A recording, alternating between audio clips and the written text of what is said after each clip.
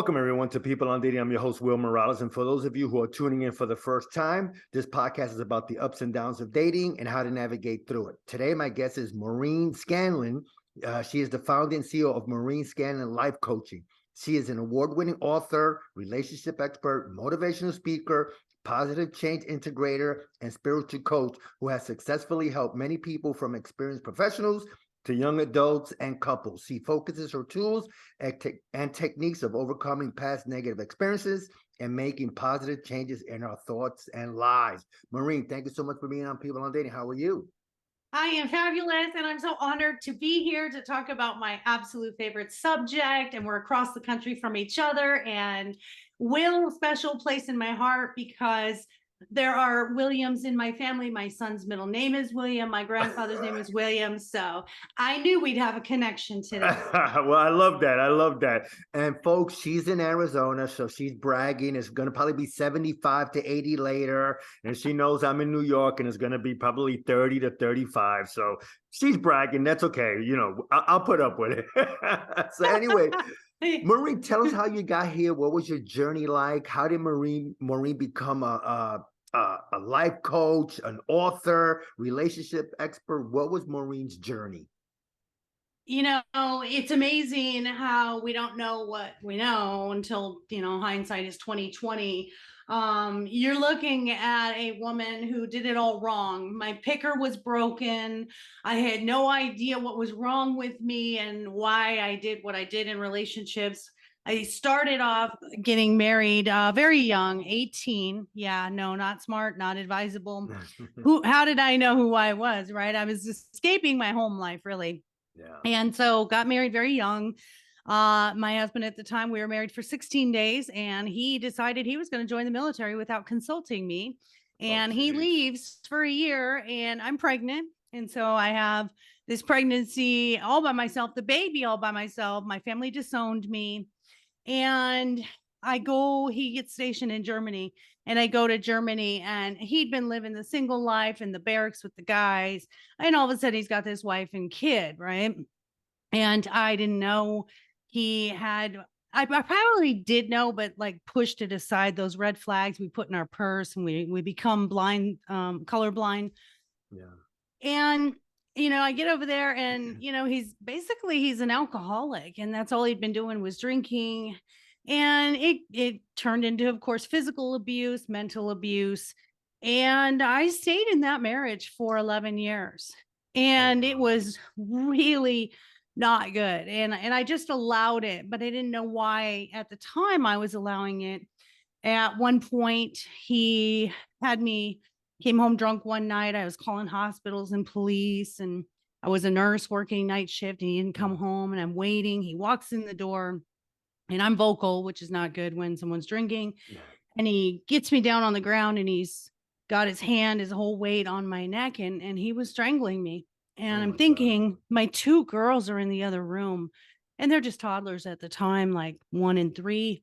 And I just remember it's that, like those old time movies that close in, the darkness starts closing in. And I just remember just those quick moments of, oh my God, I have to do something. My daughters are going to find me dead. My girls are going to find me dead, and no one's going to love them like I do. I just remember that split second thought, superhuman strength. I was much more flexible than I am now. Right. And I get those legs up and I get them off of me. And I remember sitting up, in that first breath hurt my lungs. And I thought, God, I was just moments from death. And he would do these things in a black rage. He wouldn't even remember doing them. And this is a common thing with alcoholics, long-term alcoholics. But that wasn't enough to get me out of it. And so I stayed in it. As I finally find out that he was unfaithful and was cheating on me, I find out I'm pregnant again. And it was just one of those, really, God, right now, I finally got the strength to leave, and here I was pregnant. So we did end up getting divorced when my son was 10 months old. So I have two daughters and a son at that time. And then I go out into the world, not knowing at 30 years old who I am. And now all I've been is a wife and a mom. I had no clue what to do about dating. And so I proceed to meet the same people, different faces, minus the physical abuse, but they were narcissistic. all of this will stemmed from my being codependent, my believing that I I had to earn love. And I finally, after 45 years, said enough is enough. What's the common denominator here? It's you, Maureen. Mm. I sit and I take this 2-year hiatus from dating and just really do some soul searching and boohooing and what's wrong with me? Why can't anybody love me? And as I'm sitting there, my dogs are with me, right? They're by my Mm. side, licking my tears. And I look at them and they just look at me with this overwhelming love. And it was like this epiphany, like, oh my gosh, they love me unconditionally. Why don't I love me unconditionally? Right.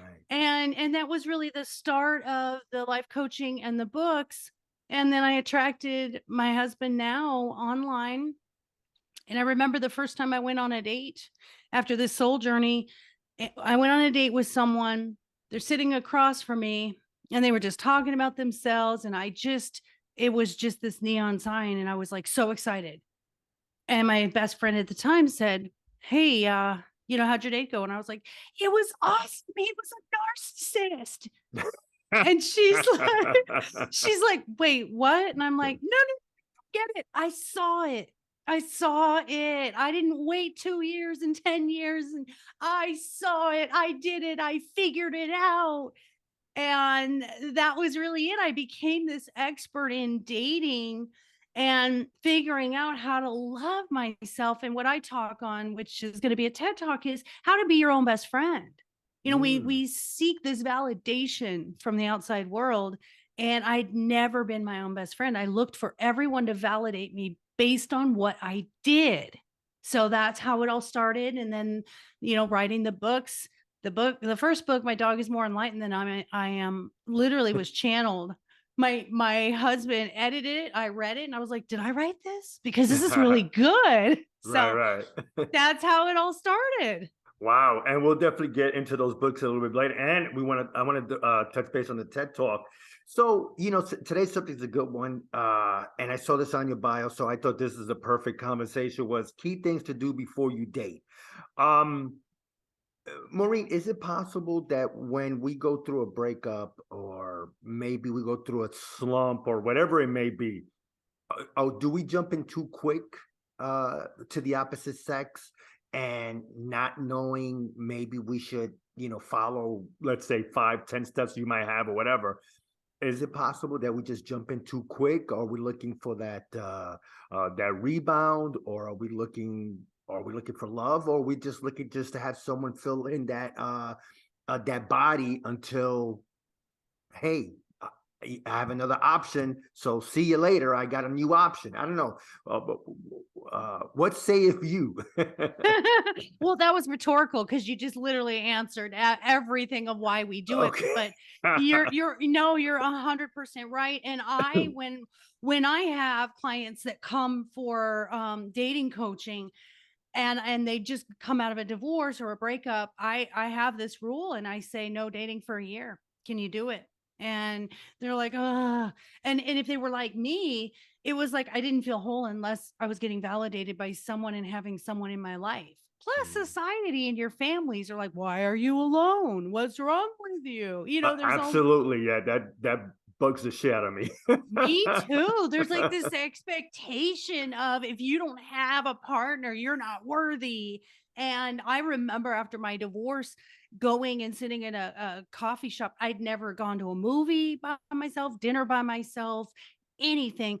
And I sat at this coffee shop, like mortified, like reading a book, hiding and like looking around, thinking people thought I was lonely or I was unworthy or what's Yeah. wrong with her. It was the weirdest limited belief and distorted belief that I had. So you are 100% right. We're doing the same thing looking for different results. When you get out of a relationship that hasn't worked, you're going to carry everything forward because you haven't healed it and figured out why it didn't work. You're going to find the same person with a different face. And it's just going to be this cyclic thing that hopefully you guys don't do it as long as I did, which was 45 years, or at Mm. least my dating life, 30 years. But what I use, and you're going to love this because I'm all about the dogs, I use an acronym. of B.o.n.e. So here's the steps, and they're very Okay. simple. They're only 4. B is for brave. And I had to be brave to go out in the world and be alone and feel like I wasn't being judged, releasing that need to get approval. I joined meetup groups. I even joined a group that was like newbies of Phoenix. Now I grew up in Phoenix, and I thought, well, I'll be the tour guide. And I Right. did. It was kind of fun because I got to like take everyone somewhere and just have fun with these people. And then I would go on hikes. And I remember when people came down the trail and they were talking to me, and I remember leaving them thinking, hey, I'm kind of likable because here I am by myself and people really like engage with me. I Right. mean, that's how distorted my thought process was, that I wasn't valuable. So Mhm. 2 is observant. Look at other couples, look at your family and their relationships, because you've created your way of dating and relationships based on what you've seen in your family, Mm. your parents. Now, my parents, God love them, they're still married 57 years, but I didn't want that relationship. But I found I was doing what my mom and dad did. My mother was very, um, she was vocal, but she was very subservient. So Right. it was, my dad would be sitting 5 feet from the fridge and he'd go, hey, Mare, get me a glass of water.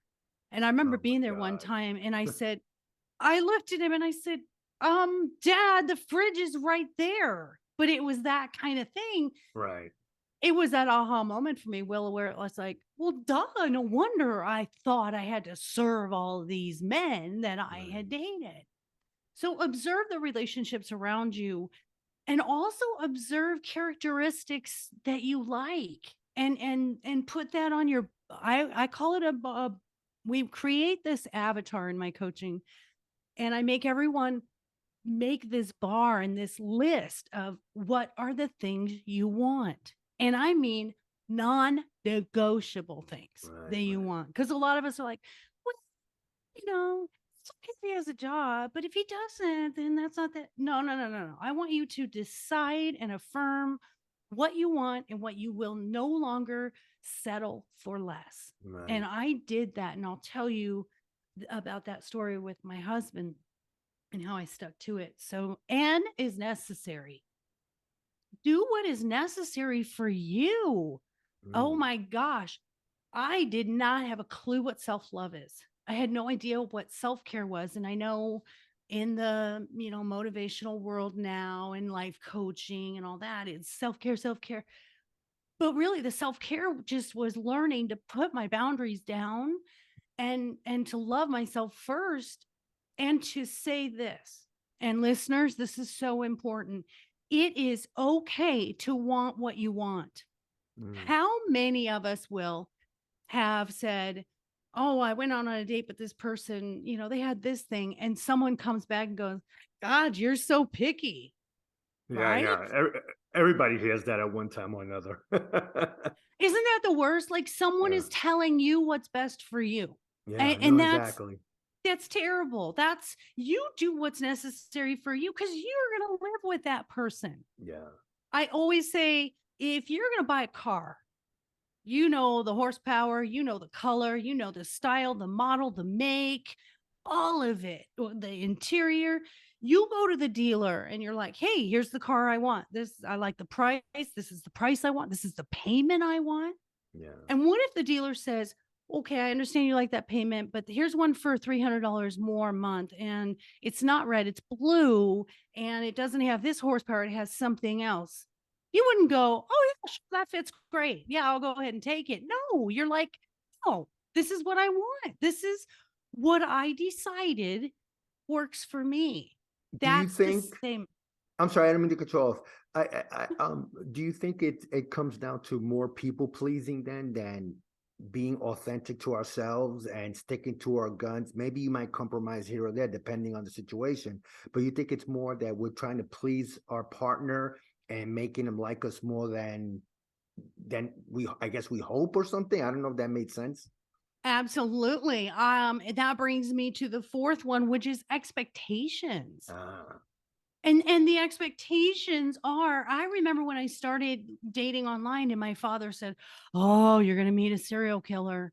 And I said, he goes, "Why are you dating online?" And I said, "Dad, where am I going to find him? Do you want me to go troll the aisles of Home Depot?" You know, like I said, "Dad, this is the way it is now. You guys can't understand this. You met in 1964. Like that, there's no way for you to get this." And it's that expectation. Yeah. And I found our childhoods and our families and our friends put a lot of expectations on us. So when in what you were saying, the people pleasing part is like we want to appear to do what our families and friends expect us to do, and we want to sometimes choose people that people will approve of. That's a big deal. I remember, when my friends and I would date, and it was always like, "Oh, I can't wait till you meet him." And then the immediate question is, "What do you think? Should I keep dating him?" Well, Yeah, I yeah. don't know. Should you? We ask for so much validation around us. And here's the cool thing about the expectations is if we change that to expectant. So I would go out. I have a lot of people that will go out on a date and they'll say, "Oh God, here we go again." And I did a stand-up comedy routine one time and I said, dating over 40 is like picking an apple out of a dumpster. You're just looking for the least bruised one, right? That's a good one. I like that. I like that So one. if you're going out in the dating world and you're expecting it to be another wasted night, I always say don't waste your makeup, first of all. Right. But if you're going out there, you know, choose the people you're going to spend that time with. If you don't Yeah. like the dating routine, then you better be a little more choosy and filter out who you're going to go at least have coffee or dinner with.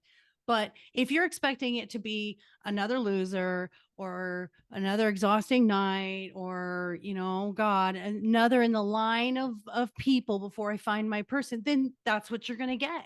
But if Right. you go out there and you go on a date and you go, "I'm just expecting to have good conversation with someone I've never met before, and hey, I might get a free dinner out of it."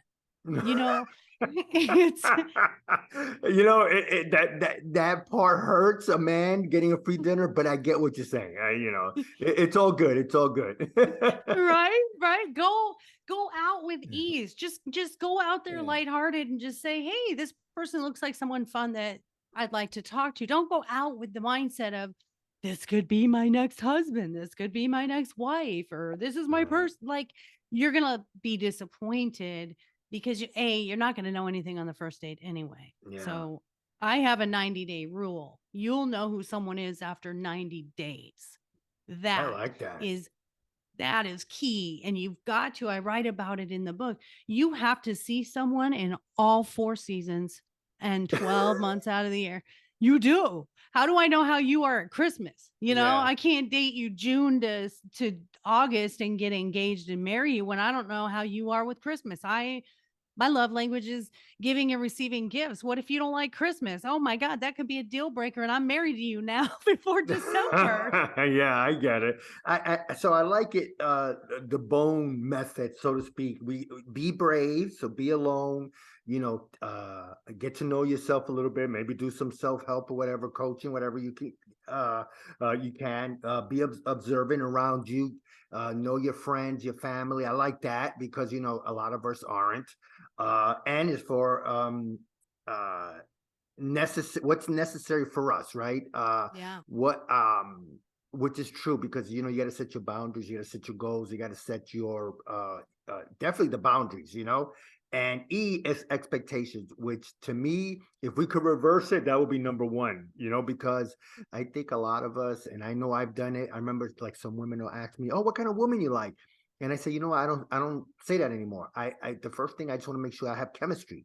Then from there, I'll go. Because if I say I want a woman that's laughable, that likes to laugh, that likes to do this, that likes to that, and then none of those things happen, then I'm not even giving her a chance after what, date number 3 or 4. So I like your 90-day rule. Do you think, though, when most men, and let's go on the guy side, um, and your coach, and we're talking with Maureen Scanlon, a lot of guys aren't observant enough? Is it and do you see that maybe we just as guys we jump into relationships just too quickly without getting to know what the woman is, because again we're lonely, we just went through a bad breakup, and you're right, it seems like we do choose the same woman over and over again. How do we get out of that? Oh, I'm so happy that you asked that. The majority of my coaching clients are men. And I Okay. love my men because y'all are stubborn as hell. And by the Really? time you come to coaching, you are tired of your shit. You guys are like ready for change and ready to take action. And that's what I love about my men. I can say this, I think more of my men settle than my women do. And I know that Wow. probably is controversial and probably surprises a lot of people.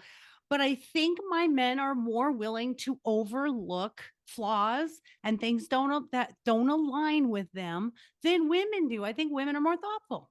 Yeah, yeah. Oh my God. Yeah, and you hit it right on the head, because I remember I was talking to a couple of my buddies. This was a while ago, and I even thought about this. When I heard someone say that most men don't care what a woman does, how much money she makes, and it's very true. To me, I remember I think it was a few years ago when I was working at this company, and there was a woman that was a housekeeper, and I found her very attractive. Unfortunately, she was like way too young for me, but it didn't even matter that she was in housekeeping. I could care less. So yes, I wanted to throw that in there. Sorry, I didn't mean to interrupt you. No, it's absolutely true. Men, and you would think men are like more stubborn, like I want this, but they are not. And Mm, when I coach my men, I do the same thing with the avatar, and I say, what do you really, really want? Well, here's the interesting thing about men and women is most men want respect and most women want love. right, And the funny thing is I'm realizing it's more reversed than we know. So that whole Venus and Mars thing, and it's really not true. Men do want respect, but ultimately the respect equals love for them. right, They right. just don't put the L word on that. And the women want the love and don't care about the respect, which is again they're one and the same. But for Right. my man, it's you're a provider and you can take care of yourself and walk away. And women are more like, we still have that mentality of being taken care of, even though we're independent, we're all independent women and we're all working, and it still has this sort of antiquated feeling that we get again from family and friends and traditional, marriages Right. is I want a man who can provide. And when a man can provide, he feels respected. See where I'm going with this? Yeah, no, definitely. I agree. Yes. Then he feels loved because he's respected. And then a woman who takes care and nurtures, then she gets love. And so it's really about the most underrated thing, and I'm going to say this for listeners, if you take nothing away from this podcast, the most underrated thing that we do in relationships and dating is finding compatibility. Mm. That old opposites attract BS, throw it out the window, because Yeah, I agree. you're going to end up with far more conflict when opposites attract, because you're not going to find common ground. And when you find common ground, start with friendship. That's how it builds into those meaningful, deeper, loving connections. So we're talking about, I like what you said about common ground. So obviously meeting like-minded people, whether it's a meetup or a Facebook group that might be, and I'm just saying, like you said earlier, hiking or whatever, being in those types of places, because at least at least right there, you have something in common. That's good. Yeah, at least you got to start. Um, so are you, well, I know you're saying it, but um, the opposites attracting. I remember I heard that so many times. Oh yeah, opposites attract. But then yeah, if if there's a conflict, well, I mean, my God, you can't get any more opposite than that, because you're going to be having conflict. You're not going to agree on a lot of things. She might like the outdoors. You might be a homebody, or vice versa. So yeah, I definitely agree with you. I will love chemistry. That's once I could tell, like when I talk to someone and the conversation is flowing, then at least I could say, okay, that's a plus. She likes to talk. I like to listen. I'm cool with that. We get along. I could be myself, because I find a lot of guys that I know, and myself included, when I was much younger, we seem to hold back too much at the beginning. Is that something that you see in your coaching clients? That Oh, definitely. we're not ourselves at the beginning. Sure. It's well, if you've been burned, if you've had a lot of failed relationships, you're closed off, and Right. your trust level is very low because you don't trust yet.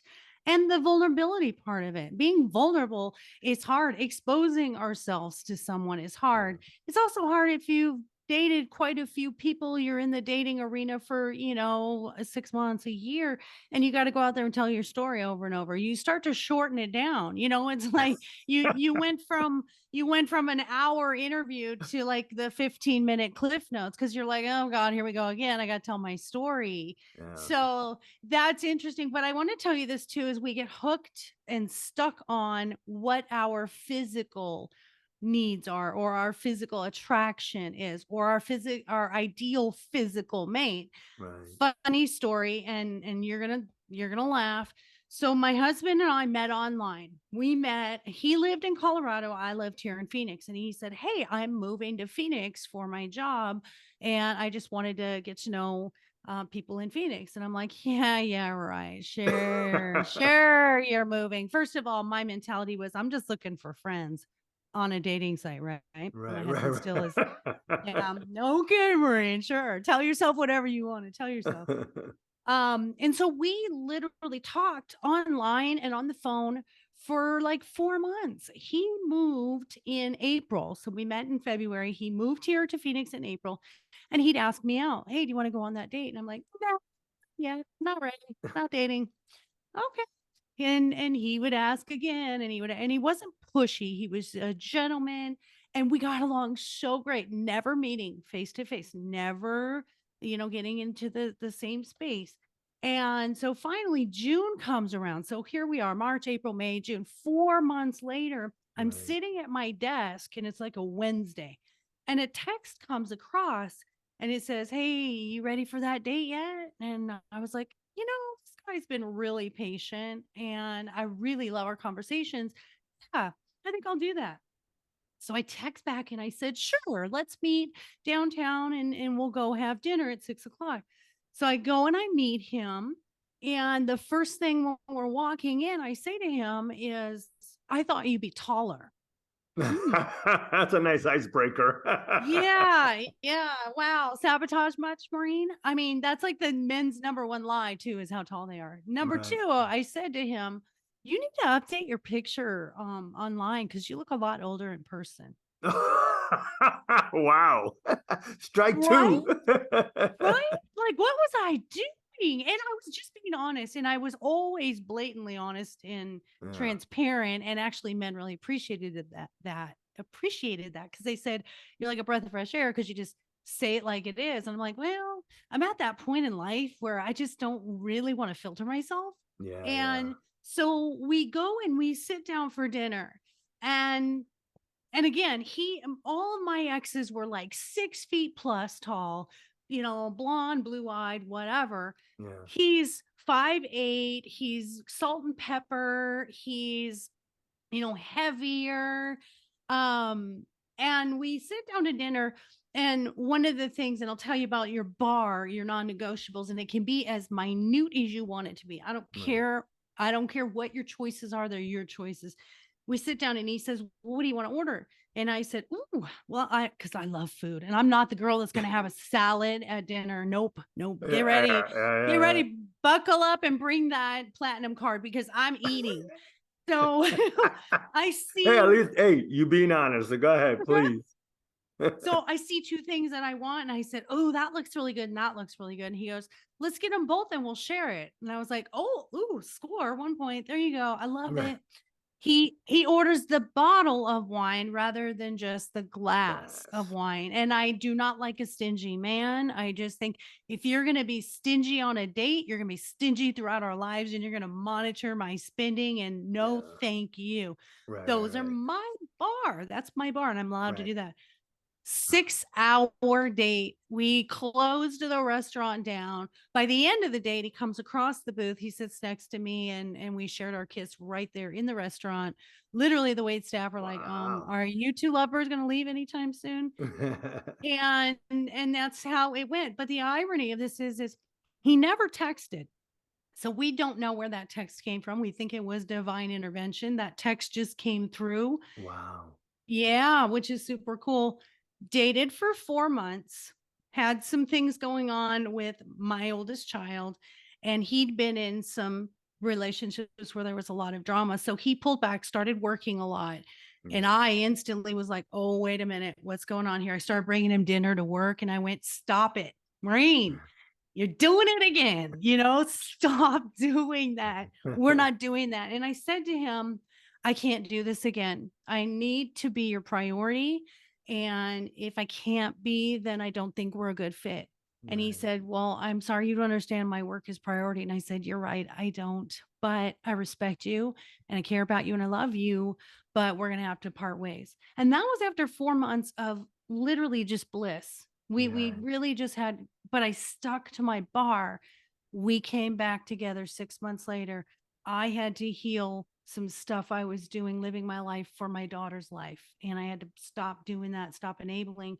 He realized he needed to be a better partner and not run when things got tough. And we've Yeah. been together. We're going on 7 years now. So Wow. Well, I mean, that's a great story and congratulations on that. I mean, first of all, Maureen, I want to thank you so much for being on People on Dating. I had a great time talking to you. And before I let you go, I just want to cover a couple more things. Talk about your TED Talk. When is that happening? And that's pretty exciting.